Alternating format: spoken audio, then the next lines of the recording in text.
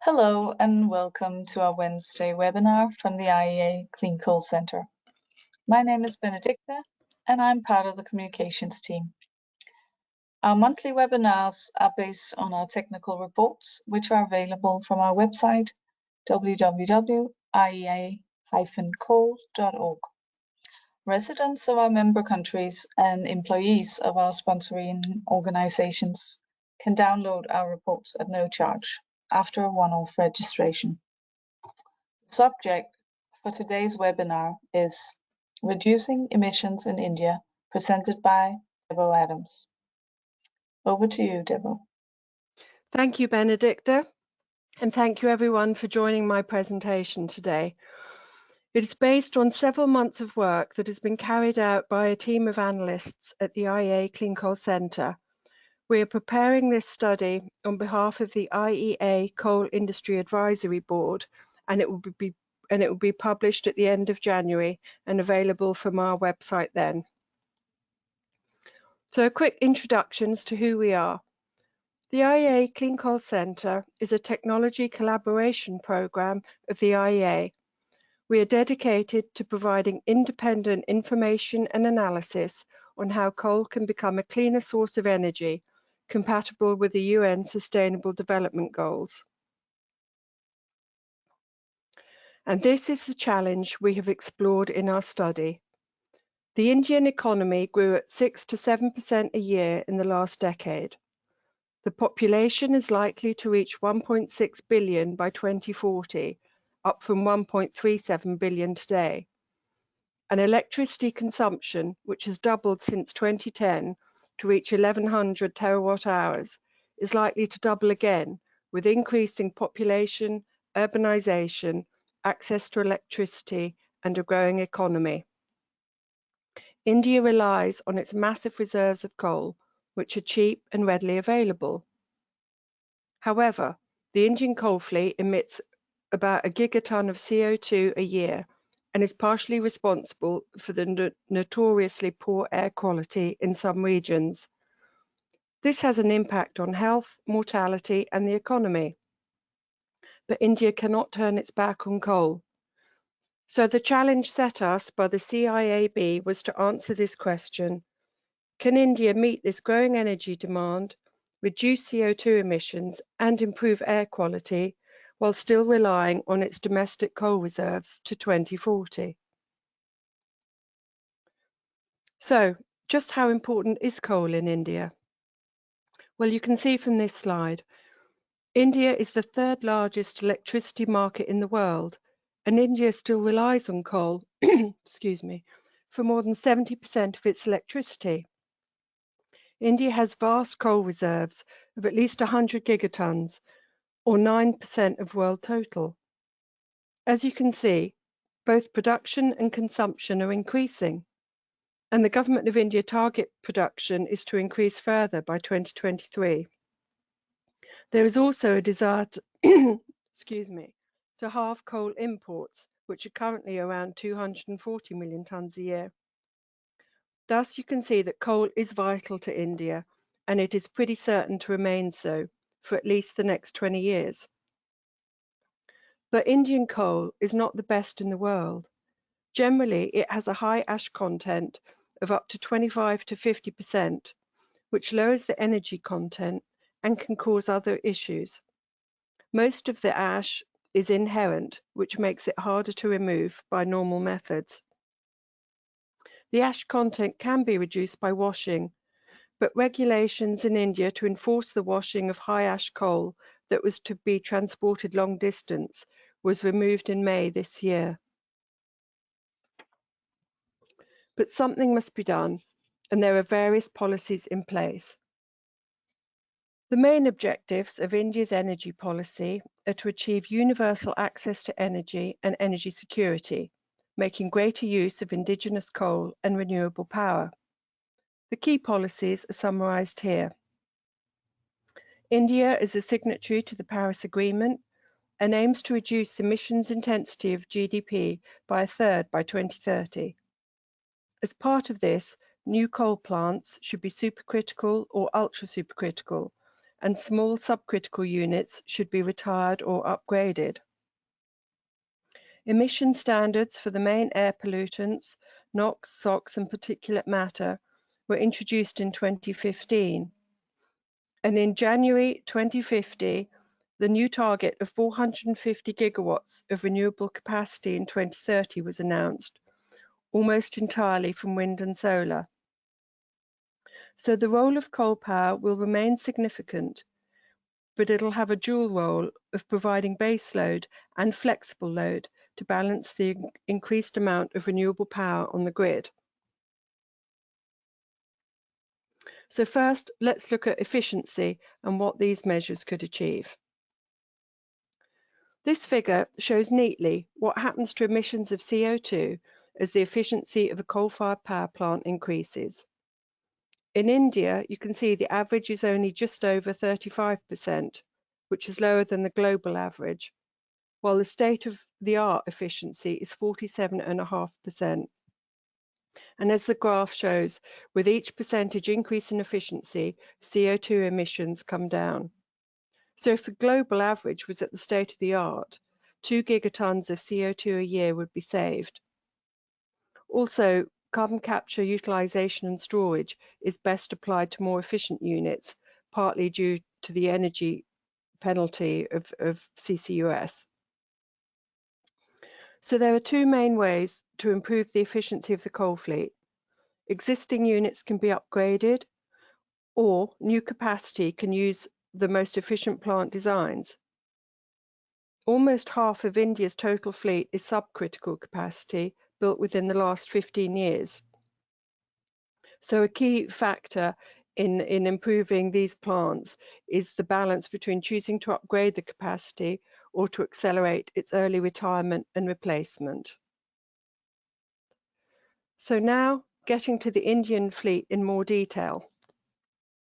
Over the last 20 years, the coal-fired fleet has more than quadrupled, as you can see here, from 50 gigawatts to more than 230 gigawatts now, and a further 33 gigawatts is under construction. The first supercritical unit came online in 2010, and since then, a further 52 gigawatts of supercritical capacity has been added. The first ultra-supercritical plant was commissioned in 2019 by NTPC, and a further 8.6 gigawatt of USC plants should come online by 2023. This means that within the next 3 years, India is expected to have 250 gigawatts of utility coal-fired generating capacity in operation, and about a third of this will be supercritical or USC. The yellow line and the blue line here show that as the new capacity additions have outpaced the demand, the utilization of the fleet has gradually fallen from 70% in 2010 to around 56% last year, but this is expected to partially recover in the next few years. Besides building these new HELE units, existing subcritical plants can be successfully upgraded, and there are various incentive schemes in India to promote this, such as the Renovation and Modernization Programme and the Life Extension Programme. Upgrading covers various measures, such as improvement of operation and maintenance practices, instrumentation and control upgrades, ensuring the correct coal fineness and mill performance, combustion optimization, modification of the turbine, or more substantial changes such as retrofits of the boiler. There are various examples of where upgrading of subcritical plants has successfully taken place in India. Two examples are shown in this slide. Upgrading these small units that are only around 200 megawatts resulted in annual coal savings of over 100,000 tonnes a year at each unit, and between 165 and over 190,000 kilotonnes a year of CO2. And the return on investment, this is particularly interesting, was achieved in less than 2 years. So you can see from this section of my presentation that India has already begun the transition to higher efficiency technologies, and we've identified various ways in which this transition could be accelerated. Merit order dispatch could be used as incentives for more efficient, flexible units. Less efficient units could be penalised with competitive fuel costs. Efficiency standards could be introduced for all new and existing units. Digitalisation tools could be encouraged to allow the efficient operation of flexible plant. And providing support for technical capacity building and international knowledge sharing in the manufacture and operation of HELE units would also help. Now, onto the air quality issues. We're all familiar with images of poor air quality in Indian cities. This slide here shows that the most polluted cities are in India and China. This slide shows them by sector the sources of the major pollutants, SOx, NOx, and particulate matter, or PM 2.5. You can see the power sector is responsible for about half the SO2, a third of the NOx, and roughly 10% of particulate matter. So action taken in this sector will make a difference, particularly for the SOx and NOx. What is being done about this in terms of legislation? Well, standards were only introduced in 2015, although they were generally not far off those of the other major coal users globally. However, the deadlines for compliance have been moved from 2017 back to 2022, and the standard from NOx has been relaxed from 300 milligrams per meter cubed, which you can see on the far right of this table, for units built between 2004 and 2016. It's been relaxed to 450 milligrams per meter cubed. But would it be so hard to meet the standards? The technologies to control emissions from pulverized coal combustion are well established and proven worldwide. For example, burners can be fine-tuned to reduce NOx emissions. SOx is routinely controlled with flue gas desulfurization or dry sorbent injection, and electrostatic precipitators or fabric filters are used to control particulate matter. I'm going to start with the PM control in India. Most of the fleet, as you can see from this graph, has PM controls fitted, but only about half are compliant with the standard, and it is thought likely that only 3/4 of the fleet will meet the 2022 deadline. But to comply with the new limits, most units will only need to fine-tune or upgrade their ESPs.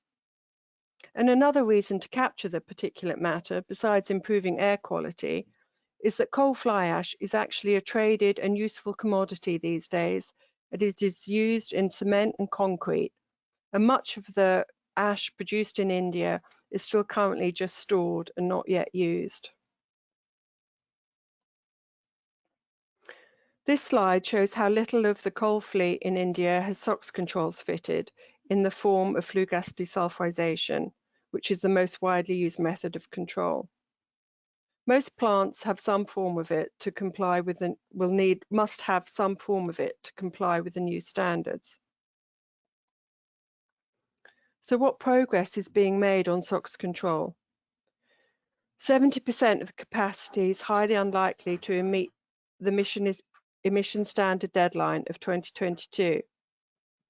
The cost of installing wet limestone FGD in India is estimated to be around $68,000 per megawatt, but some of this cost can be offset by the income to be gained from selling gypsum, a byproduct of the process widely used in the construction sector.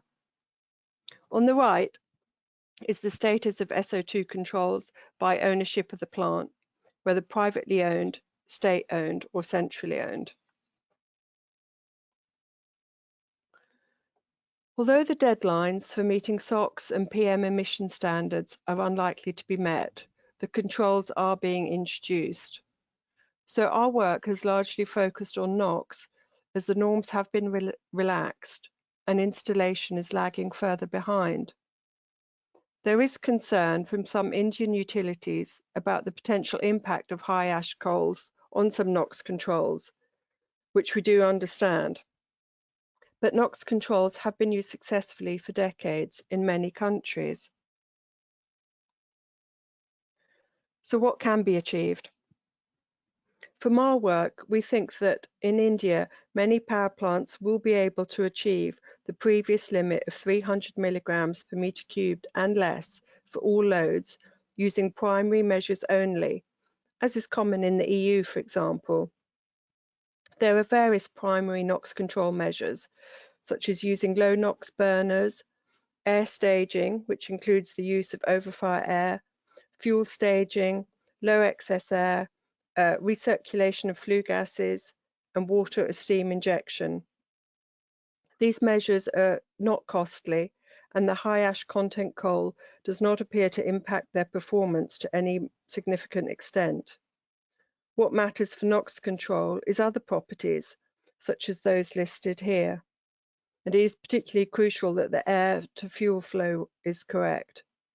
Fixing this can raise efficiency by up to 1 to 2%, and so makes a significant saving in coal use as well. And the payback time is generally less than a year. There are examples of success stories from India as well. Just by modifying the burners and introducing another level of overfire air at the 660 megawatt Jar unit, NOx levels below 300 milligrams were achieved at all loads. After the primary measures, then secondary measures such as selective catalytic reduction and selective non-catalytic reduction should be introduced where necessary. The human, environmental and economic cost of not reducing pollution and delaying the implementation of emission controls is significant and should be weighed against the cost of installing and running the control technologies. First, the emissions must be monitored. You can't control what you can't measure. Then we suggest that emission norms could be met on a rolling average basis. This would mean that the lower emission standards, such as 300 milligrams, could be met with primary measures alone at most of the units built in the last 15 years. This is a similar approach to that taken in Europe. And we could start with the basics. A NOx reduction of about 10% can be achieved through fundamental optimization of power plant processes, which also improves efficiency. Strong incentives to comply with the norms may help, such as placing cleaner and more efficient plants higher in the merit order, or having stronger penalties for those who do not take action. We would stress that technologies for NOx emissions control are effective and proven, even with high ash coals, although these coals can have some impact on selective catalytic reduction, but it can be mitigated, and more trials of SCR are recommended. Now we're going to look at carbon capture, utilization and storage in India.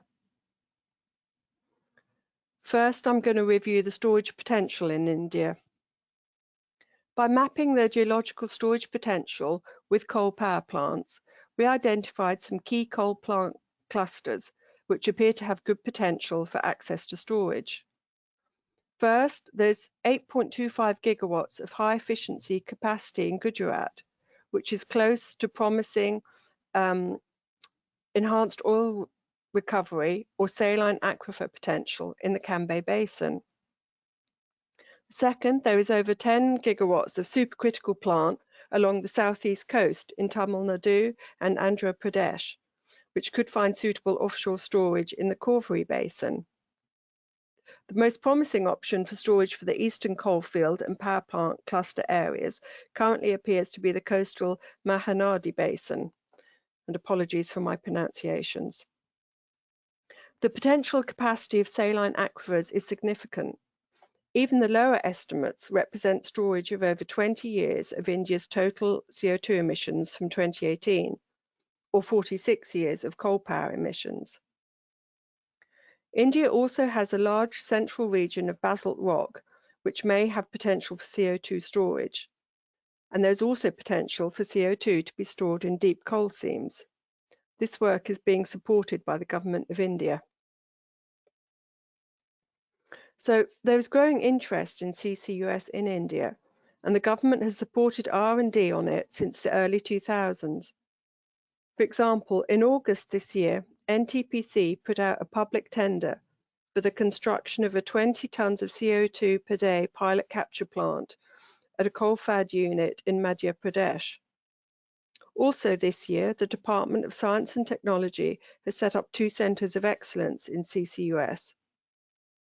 India is active in various international collaborations and in general retains a strong focus on interest in CO2 utilisation by conversion to fuels.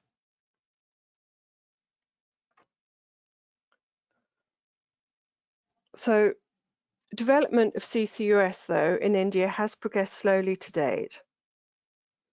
However, recent rapid growth in coal power capacity and more ambitious climate targets present a more favourable environment for CCUS. And the early approximations of geological storage potential, which are mostly derived from work done in 2008, may be revised upwards. So to drive CCUS in India's coal power sector, we suggest that we've made a few recommendations. A more detailed assessment of geological storage potential is urgently needed, which should include exploring saline aquifers in the coal-producing regions, such as the Damodar Valley. The existing fleet should be assessed for retrofit suitability. Priority dispatch for coal plant equipped with CCUS, together with tariff pass-through of additional coal costs, could act as an incentive for early projects. Enhanced oil recovery and CO2 conversion technologies could also play a role in kick-starting first-mover projects. New coal plants in India should be capture-ready, including an assessment of nearby CO2 storage options. The methanol economy, which is of great interest in India, represents an ideal opportunity to develop CCUS clusters. And it's apparent that initial financing of CCUS deployment will probably require international investment, as well as international support in the form of technical capacity building, storage assessment, and knowledge sharing. Finally, we think that CCUS should be explicitly included in India's international climate commitments. Now on to the outlook to 2040 for coal power. Our work on coal power to 2040 in India is based on 2 main pathways. One high-capacity route based on the NITI Aayog draft energy policy of 2017. NITI Aayog is a think tank which advises the Indian government. And the other pathway is a low-capacity one based on the IEA 2020 stated energy policy scenario. So we have these two routes. This slide shows the projections to 2040 made by NITI Aayog in 2017. The green line shows the projections for coal following their ambitious scenario, which is one of the ones we used. This was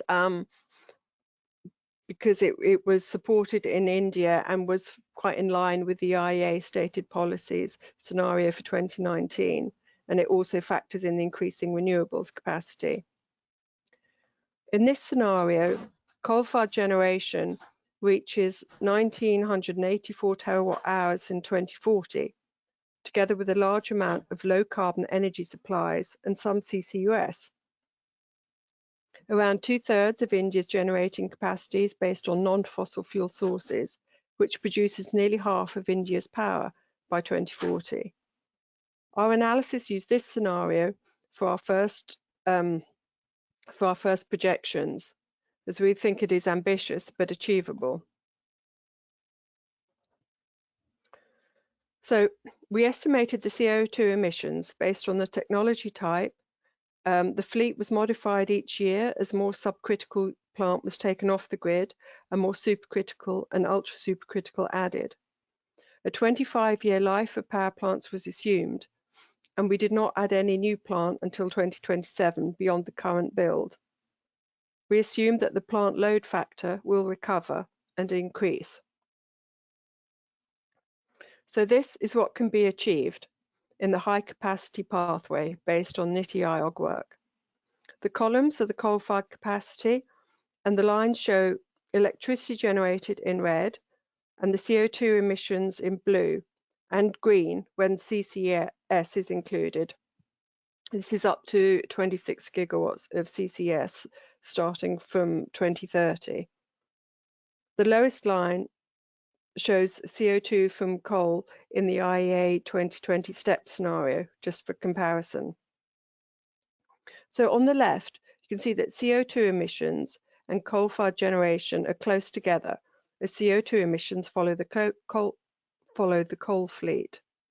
As the efficiency of the fleet increases with the introduction of supercritical and ultra-supercritical plant, the curves diverge as less CO2 is emitted per megawatt generated. Much of the gap between the red and the blue lines is down to the new HELE plant.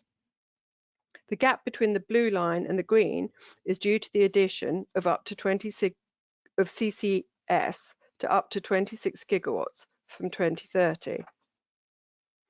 So by adding 30 gigawatts of conventional supercritical and ultra-supercritical up to 2030, and then 130 gigawatts of 50% or more efficiency plants after 2030, we show that CO2 emissions can level off and start to decline as the capacity has increased. The results indicate that HELE plants could avoid up to 4,300 million tonnes of CO2 between 2021 and 2040, if CCS is included, which is equivalent to around 200 million tonnes of CO2 a year, without compromising an increasing supply of reliable electricity throughout this period.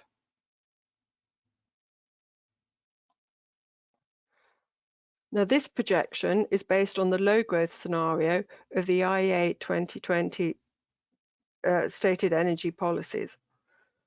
The coal-fired capacity levels off, but it is still possible to reduce emissions of CO2 by retiring the subcritical plants on a 25-year basis and replacing them with the more efficient units again. So in this simulation, the subcritical fleet decreases to 23 gigawatts by 2040. And the existing supercritical and ultra-supercritical units, including those under construction, remain at 94 gigawatts throughout most of the period. The need for planned additional capacity is lower because of the lower total. So this means that in total, the addition of these HELE plants would lead to a total decrease in CO2 emissions from 1,104 million tonnes in 2019 to between 905 and 1,023 million tonnes in 2040. The variation depends on whether CCS is included or not. So in this work then, we've provided a path that enables the challenge to be met of reducing emissions of CO2, improving air quality, while continuing to rely on domestic coal in a growing economy. We've shown that the efficiency of coal-fired power plants can be increased readily, and that some of the measures are not expensive, such as improved operation and maintenance and optimizing combustion.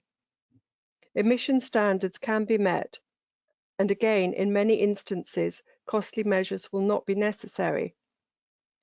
These measures will have payback times of only a few years, including the benefits that will accrue to the environment and the health of the population.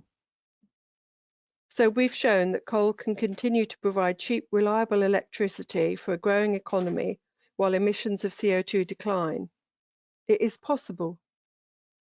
This can be achieved by retiring or upgrading subcritical units, building new ultra-supercritical plant, then improved efficiency of 50% efficiency ultra-supercritical units or advanced ultra-supercritical, carrying out primary measures for NOx control, then secondary, keeping the tough emission standards with compliance required as an average, using merit order dispatch to promote the use of HELE plant, adopting various incentives and penalties that are already widely used globally, and identifying the storage for CCUS, building on existing knowledge, cooperating internationally, and developing an action plan. It is possible, and it would benefit the health and economy of the Indian population. Finally, I'd like to introduce you or remind you about our Knowledge Partners Network, which we started earlier this year. We already have over 100 members. There is no cost to joining at all, but it means that we exchange more information, we facilitate networking, and you get access to much of our work and our expertise. So if you're interested in joining, please do contact me. We'd welcome you. Thank you very much for listening. I'm happy to answer any questions if you have any. Oh, there's a lot come in. Okay, let me see. Right, I've got one question on how does upgrading a coal station from subcritical to supercritical compare with replacing it with a solar farm in cost and emissions? Thank you for your question. I'm not an expert on solar. I would also say it's slightly like comparing apples with oranges, because with a coal station, you can get baseload power 24/7, and with a solar, it might be cheaper to have the capacity, but then the actual supply you get won't be as reliable. And then we've got another question about the grid, which I haven't really covered here. Interesting question. The setting of unrealistic deadlines for emissions retrofit seems to have proved counterproductive in India. Is this being addressed? Well, I think, yes. Thank you for your question. There is, the deadline has been extended and work is proceeding on particularly with the particulate matter and the SOx controls. So they will come, but they will be late. I think there is more of a problem currently with the NOx controls and the relaxing of the norms. So we're hoping that this work, our work, will be used in India, and the NOx controls will be introduced at a faster rate. Somebody's asked if they can get the presentation. Yes, you can. The recording will be available on YouTube later on today, I think, and the PowerPoint you can download from our website, which is shown here. You can download that later on today. What to do with the old plants, those older than 25 years? Well, ideally, depending on the plants, they should either be upgraded or retired, and then a lot of the materials used can be recycled. Another question, what are the prospects for imported thermal coal in our scenarios? We assumed that most of the coal would be domestic coal, as that's the current policy in India, to halve the amount of imported coal that they use. What is the average megawatt cost of HELE plant? Is this technology shared with the Indian power sector? Yes, the information is there. India is already building a HELE plant. We haven't done a huge amount of analysis on the costs, as it's hard to get that information, but I think some of it is available. Now on to a question on CCUS.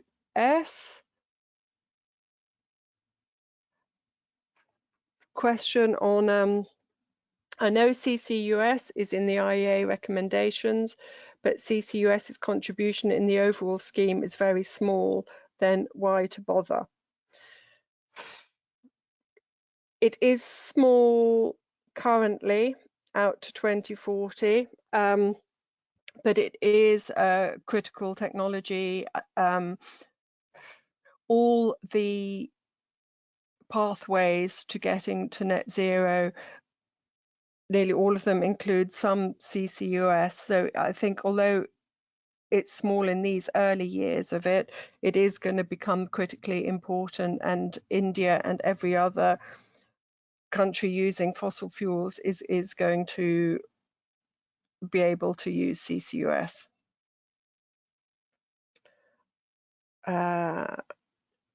Okay, do I feel the NOx limit given by India is acceptable?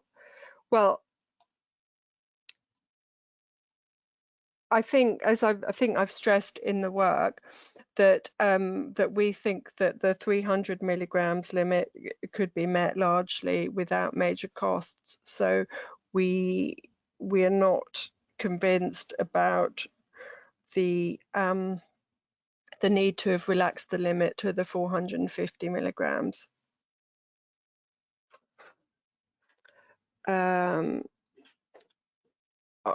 There's a question saying it's surprising that the basic need of washing of the high ash domestic coal has not been covered. Thank you for your question. Yes, we are really interested in the coal washing. It is covered in the report. I just couldn't cover all the detail in this brief presentation. Yeah, I think coal washing could be very helpful in India, but as you know, the legislation to require coal washing has been removed, so there seems to be less interest in general in it at the moment. What about mercury emissions? Well, a lot of mercury emissions are reduced by the co-benefit. So if you fit some pollutant control technologies, they also capture some of the mercury. So in this presentation, we've focused on SOx, NOx, and PM, and which will also reduce some mercury. Okay, I think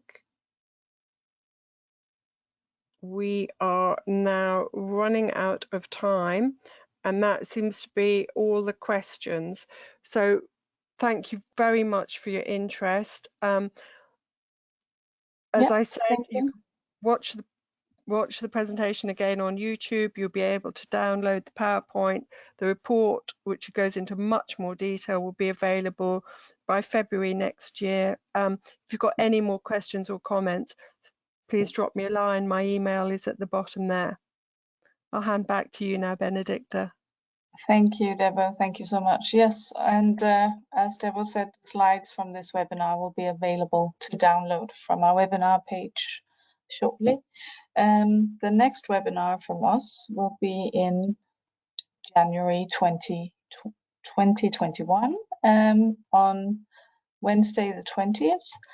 And it will be on using plant-specific data to inform new emission reduction policies for the coal sector in Indonesia, and will be presented by Dr. Leslie Sloss. Thank you all for joining us today, and goodbye.